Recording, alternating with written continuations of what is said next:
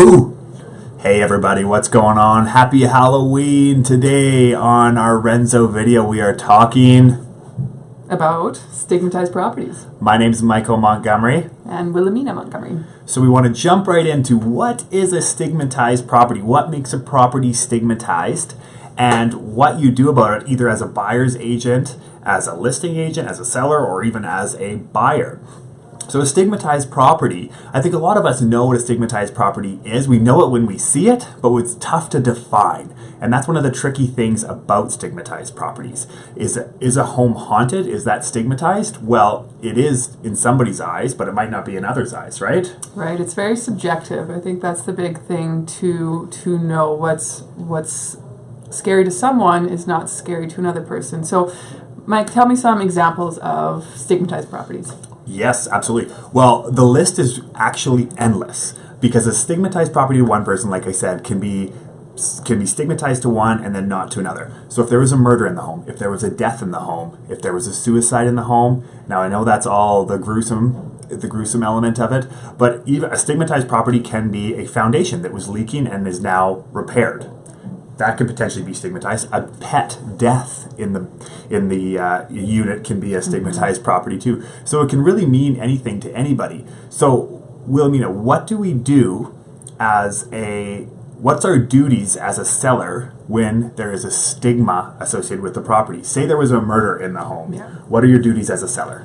Well, actually, it's a very interesting question because our rules in Alberta are actually quite different than what they are in the U.S. Mm-hmm. And it's funny because a lot of times we watch movies or TV shows where the concept of a death in a home comes up, and in the U.S. there's a duty to disclose if there's been a murder or a death in the property in the past 3 years, I believe is what it is. I think so. Yeah, we're not sure on the exact rules, but there's a duty to disclose. However, in Alberta, there's actually no duty for a seller to disclose a death in the property. So it's really up to the buyer and up to the buyer's agent to ask the question if that's something that they're worried about. Yeah, it's amazing. So you don't actually have to disclose it as far as the Alberta legislation goes, because again, stigmatized can mean one thing to one person and another to another person. So as a seller, you don't necessarily have to disclose. It's our recommendation that you always disclose anything that could potentially affect the transaction, because that just solves the problem of having potential issues down the road. That's right. So as a buyer's agent or as a buyer, if there's something that is truly impacting you and there's something that would stigmatize the property to you, then you have to be vocal about that, and you should let your buyer's agent know, and the buyer's agent can then pose the question to the seller. So let's just do a pretend situation here. Let's say I'm the buyer's realtor, you're the listing realtor, okay? Yeah. And there was a murder in your listing. Mm-hmm. But you weren't disclosing it on MLS. It wasn't being disclosed because your seller gave you instructions to not disclose that. Mm-hmm. So you're following your seller's instructions, okay? So I'm the buyer's agent. My buyer says to me, Mike, please don't sell me a home where there was a murder. I'll do any home. I don't care if there's mold or anything, but please don't sell me a home there's a murder. So I write you an offer and I say, Wilhelmina, here's your offer.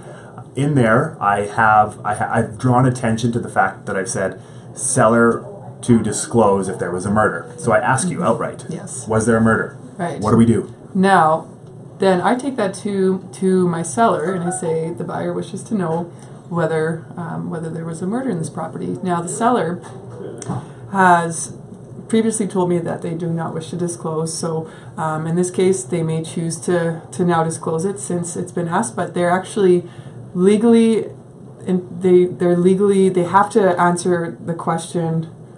Well, they do. Yeah. So basically, as a listing realtor, you would turn back if your seller said, nope, no thank you, I'm not disclosing it. Then you, as a listing realtor, go back to me, the buyer's realtor, and say, sorry, my seller has instructed me not to disclose that. Now, when that happens, it's pretty clear. You know what the answer is. Yeah. If you're not willing to say it, then the chances are it probably did happen. So again, in our recommendation, it's always best to disclose everything, but understanding that in Alberta, honestly, a murder, a suicide, a death in the home is not something that you legally have to disclose. But you should. We brought up in our sales meeting and we said, can the buyer's realtor be sued if they were to find out down the road, neighbors talk, if they were to find out down the road that there was a murder in the property? And the answer to that is, of course, you can always get sued. Will it go anywhere? Well, we'd have to leave that up to the courts because we're not part of that system. But yes, and you could then therefore lose a client, and it can go down a road that you don't want it to go down. Agreed? Okay, agreed. So any questions you have about stigmatized or spooky properties, you can always reach out to us. You can always get legal help from a lawyer, your favorite lawyer. If you need a lawyer, we can always put you in touch with a few that we have had great trusted relationships with, and have a spooky Halloween. Ooh. What are you, by the way? I'm going to a masquerade. You're a masquerade. Yeah, what are you? I am a Jamaican pirate, and my favorite restaurant is Arby's. See you later.